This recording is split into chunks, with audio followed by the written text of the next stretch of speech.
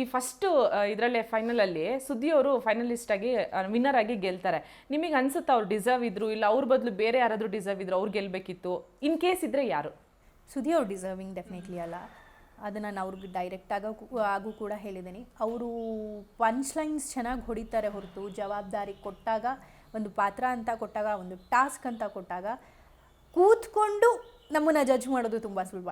ಆ ಜಾಗದಲ್ಲಿ ನಾವು ನಿಂತು ಆಡೋದು ತುಂಬಾ ಕಷ್ಟ.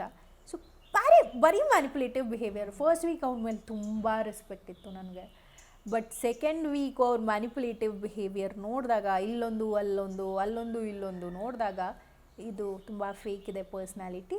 ನನಗಲ್ಲ, ಮನೆಗೇನೋ ಅಥವಾ ಬೇರೆಯವ್ರಿಗೆ ಇಷ್ಟ ಆಗುತ್ತೇನೋ, ನನಗೆ ಇಷ್ಟ ಆಗಲಿಲ್ಲ. ನಾವು ಕನೆಕ್ಟೇ ಆಗಿಲ್ಲ ಯಾವತ್ತೂ.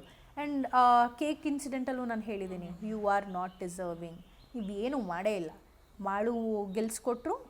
ಫಸ್ಟಿಂದ ಅಡ್ವಾಂಟೇಜ್ ಇದೆ ಅವ್ರಿಗೆ. ಒಂಟಿಯಾಗಿ ಬಂದರು, ಕೆಲಸ ಮಾಡೋ ಅಗತ್ಯ ಇಲ್ಲ.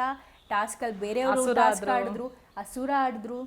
ಪವರ್ ಸಿಕ್ಕಿದೆ, ಫ್ರೀಡಮ್ ಸಿಕ್ಕಿದೆ, ಅಡ್ವಾಂಟೇಜಸ್ ಸಿಕ್ಕಿದೆ. ಇದೆಲ್ಲ ಇದ್ದಾಗ ಕೆಲವೊಮ್ಮೆ ಲಕ್ ಜೊತೆನಲ್ಲಿದೆ ಅಂತ ಅನಿಸುತ್ತೆ. It's not efforts, it's not hard work.